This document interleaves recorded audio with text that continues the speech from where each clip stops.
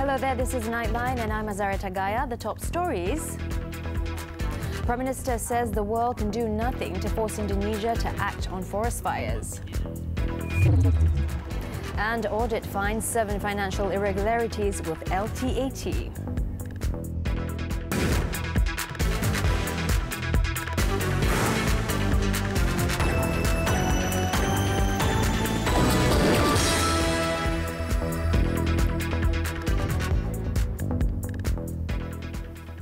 Good morning. The current international system is such that nothing can be done to compel Indonesia to deal with its forest fires, which affects the region every now and then.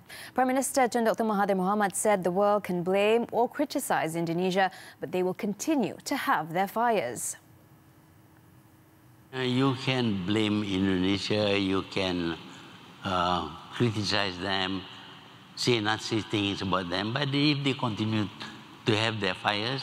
As you know, the new president of Brazil believes in burning the forest for more agriculture. Nobody has stopped him yet. So I think the system doesn't allow us to interfere in the internal affairs of countries. The Prime Minister was fielding questions at the World Leaders Forum at Columbia University as part of his visit to New York for the United Nations General Assembly. He was asked whether stronger action, such as economic sanctions or leveraging the international community to speak up against Indonesia, would help address the haze problem. Tun Dr. Mahathir pointed out Malaysia had offered to help Indonesia put out the fire in Sumatra, Kalimantan, but the offer was not taken up. He reckoned that the Indonesians too are suffering, and perhaps this would lead to a more serious stance with regards to controlling forest fires in the country. Rain brought relief to Malaysia after being choked by haze originating from fires in Indonesia in the past few weeks.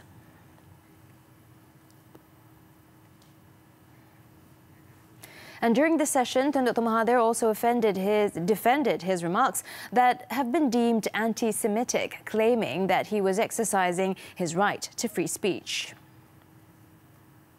I'm exercising my right to free speech.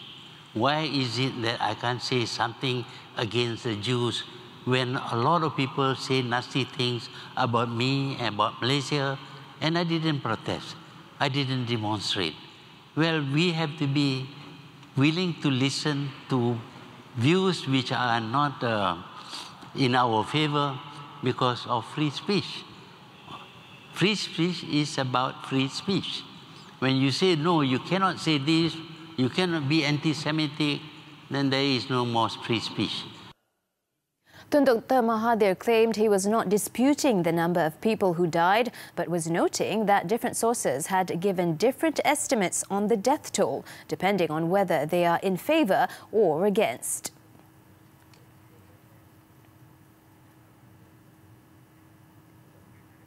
The Armed Forces Fund Board LTAT's position assessment for the financial years ended December 31st, 2017 and 2018 has unearthed various financial irregularities and weaknesses. Its chairman, Tan Sri Dr. Muhammad Zahidi Zainuddin, in a statement on Thursday said the assessment by the accounting firm Ernst & Young found that prior to 2019, the board had accumulated an investment portfolio with substantial risks and asset quality issues. He also said amongst key findings were retained earnings was impacted due to overpayment of dividend and overstatement of LTAT's assets between 2015 and 2017. There were also certain past transactions that contained potential irregularities and weaknesses in operational, accounting and legal areas. Other weaknesses which took place under the previous leadership also include the financial and technical due diligence exercises were not properly undertaken by LTAT. The assessment also found some issues with unsold property assets worth 45 million ringgit related to 88 condominium units that remained unsold as at December 2018, despite having been completed in 2015. Other key findings include heightened risk of over-reliance and liquidity issues since 2014, as well as outstanding dividend from subsidiaries that were not paid in full and are still outstanding up to this date. ASEAN should renew its commitment in making its goal of a transboundary haze-free ASEAN by 2020 as a reality and not a pipe dream. Minister of Energy, Science, Technology, Environment and Climate Change, Mestec, Yeo Bee-yin, said all 10 member states should reiterate their concern on the severe impact of persistent transboundary haze, which is happening in the region, as well as to push for a more effective mechanism to combat it. In an exclusive interview, Yeo said every country in the region should lead efforts to tackle the source of the problem, which are forest and peatland fires, and put a stop to that permanently.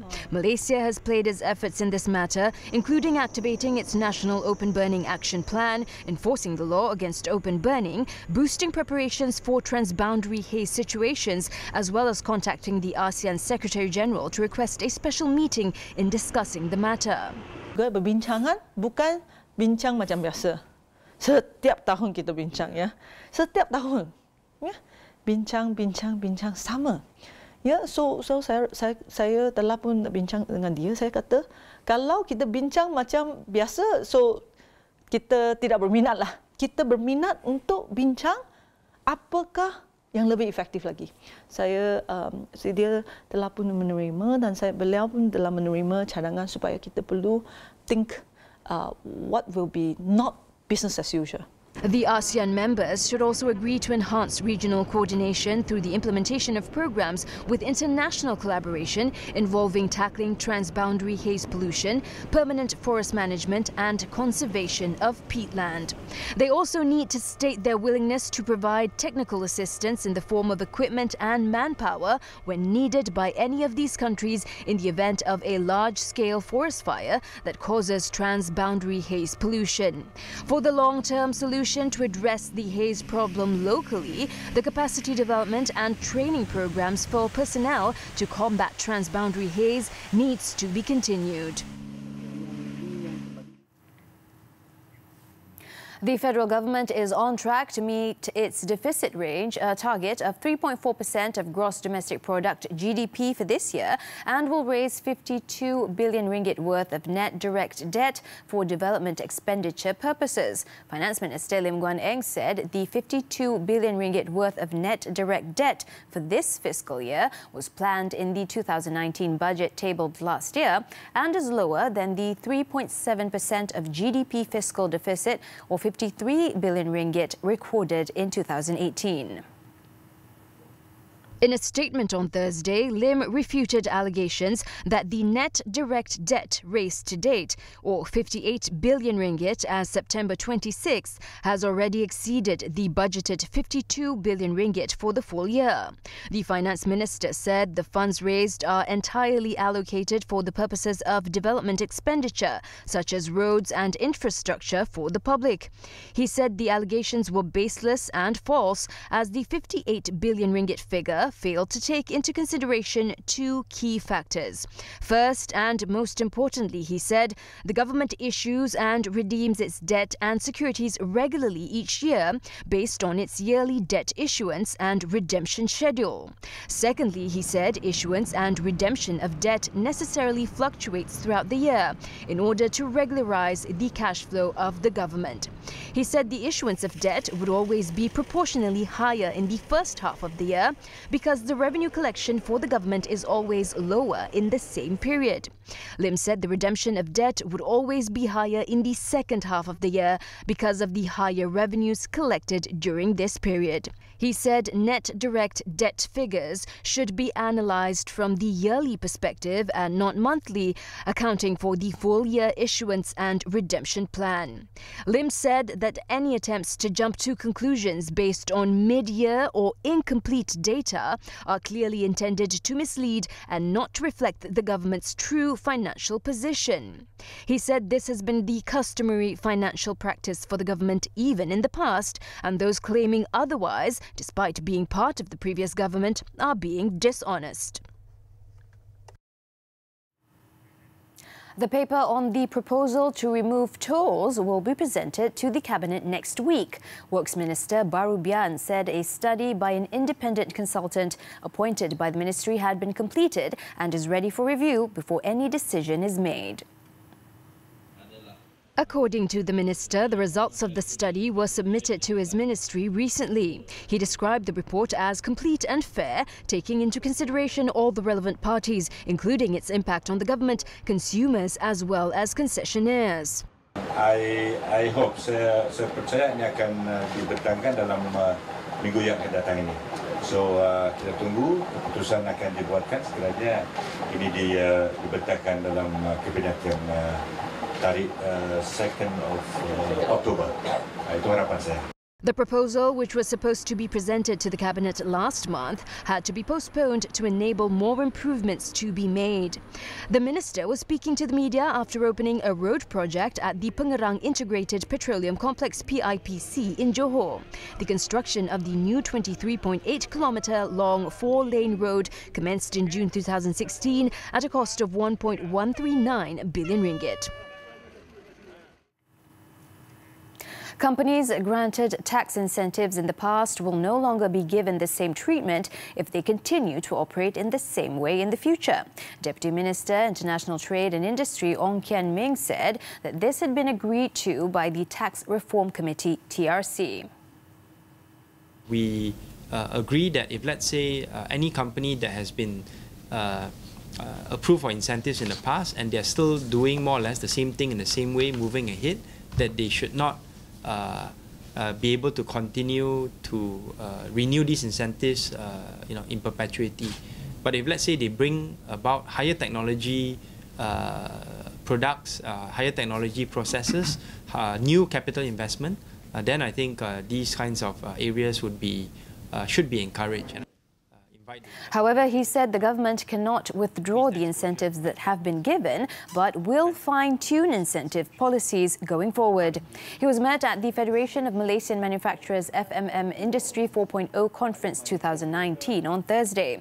On Wednesday, senior economist Professor K.S. Jomo said Malaysia has been offering tax incentives since the 1950s, and some companies have been manipulating their accounts to enjoy continuous tax incentives.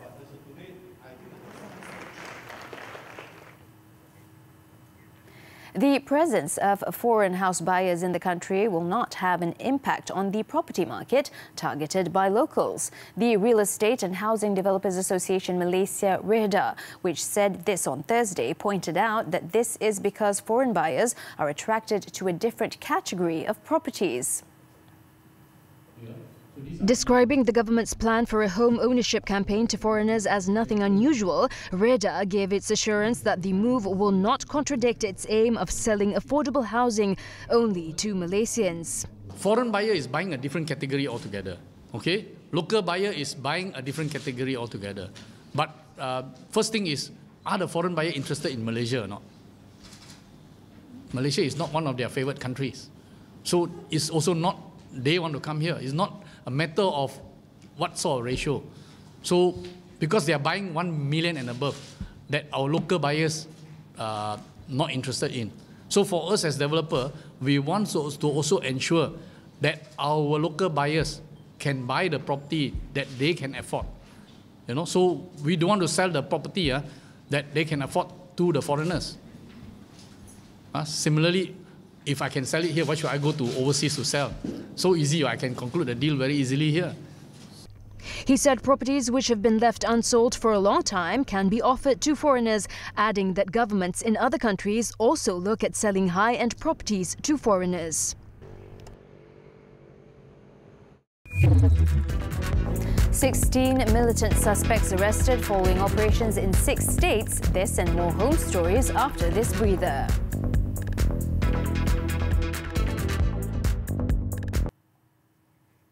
Back on Nightline, the 1MDB trial, fugitive businessman Low Tek Joe, or Joe Low, constantly instructed that documents on the joint venture between 1MDB and Petro Saudi International Limited, PSI, to be destroyed to avoid their misuse against former Prime Minister Datuk Seri Mohammad Najib Tun Razak.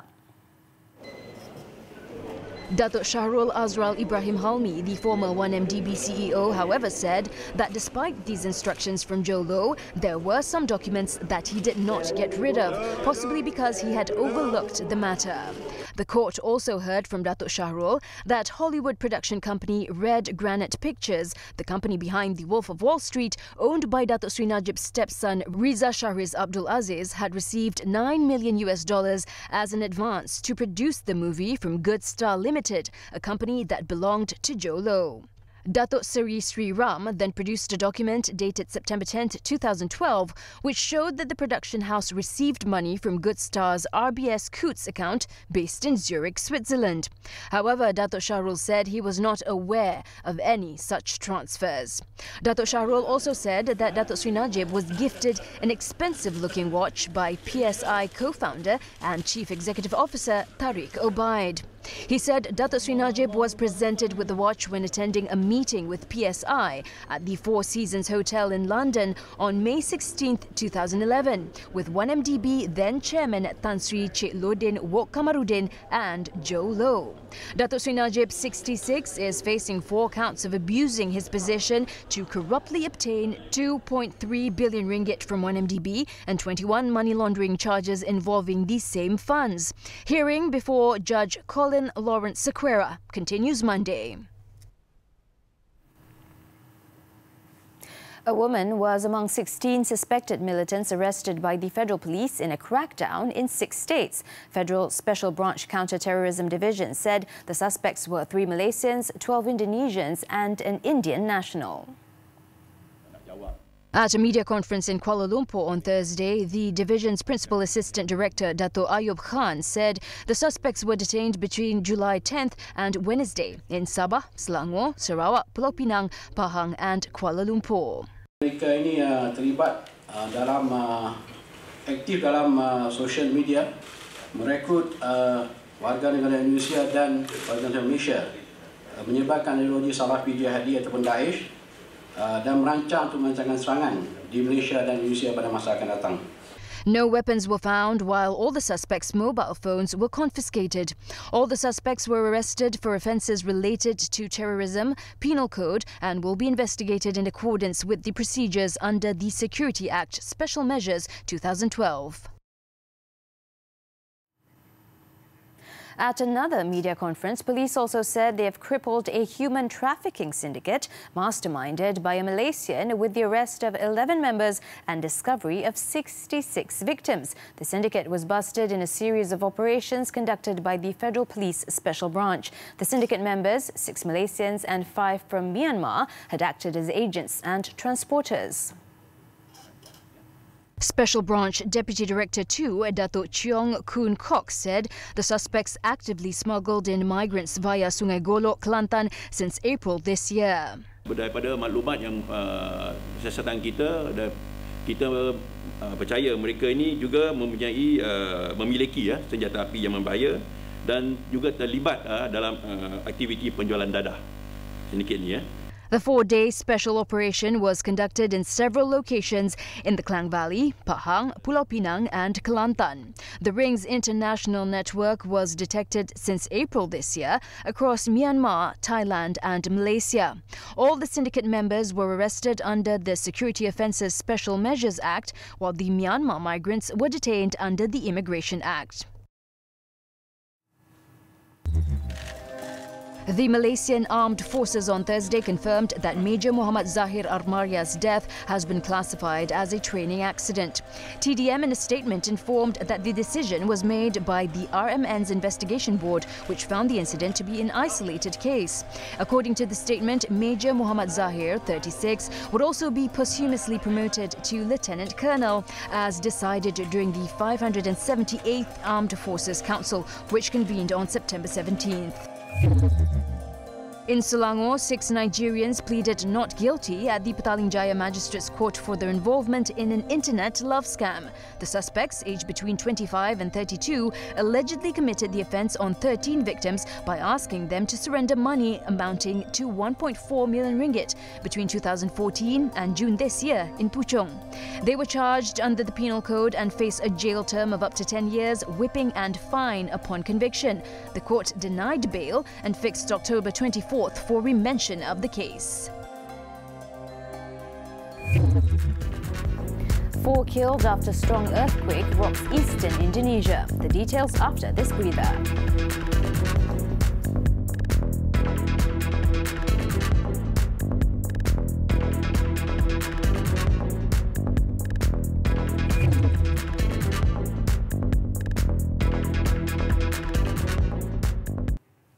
Back on Nightline, onto the foreign front. In Indonesia, a 6.5 magnitude earthquake struck the remote Maluku Island on Thursday, killing at least 4 people as well as destroying homes and triggering landslides. The impact of the tremor had damaged several houses and facilities in the city of Ambon, including a bridge, buildings of Patimura University, as well as local administration offices. According to the U.S. Geological Survey, the quake struck about 37 kilometers northeast of Ambon in Maluku province at 8:46 a.m. local time at a depth of 29 kilometers.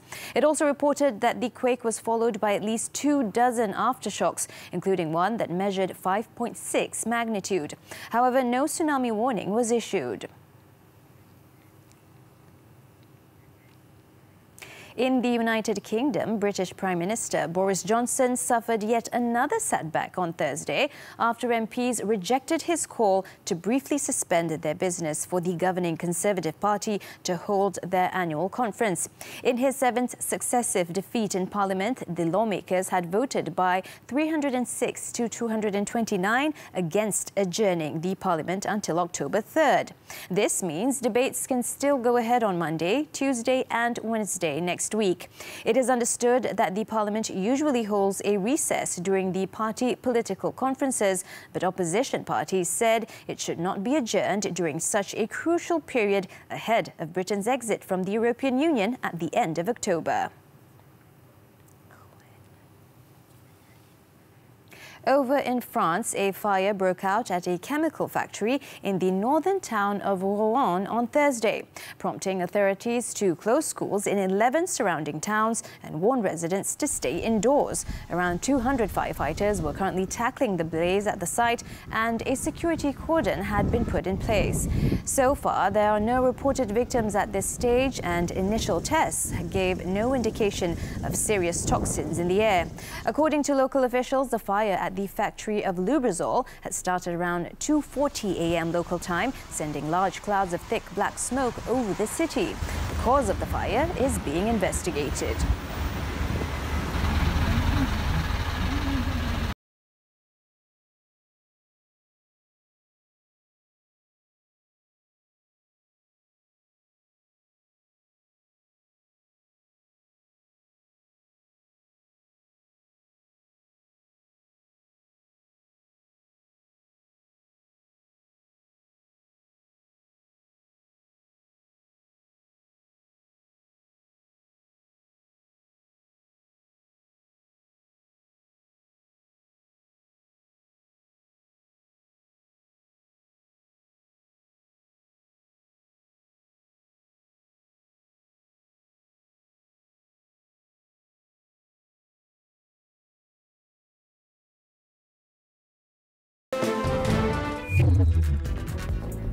Lee Zijia upsets Axelsen to meet Momota in Korea Open quarters. Stay tuned.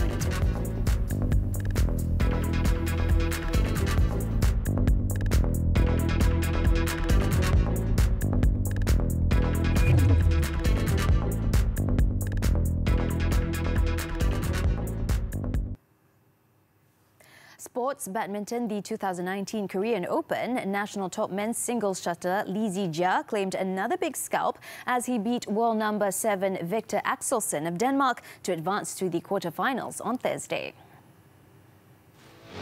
The 21-year-old put on an outstanding performance as he dispatched the 2017 world champion 21-18-21-16 in just 35 minutes. But the Malaysian will face an uphill task on Friday as he will play against world number 1 Kento Momota of Japan in the last 8. Meanwhile, another Malaysian men's singles player, Liu Darren, went down fighting against India's Parupalli Kashyap after battling for almost 1 hour.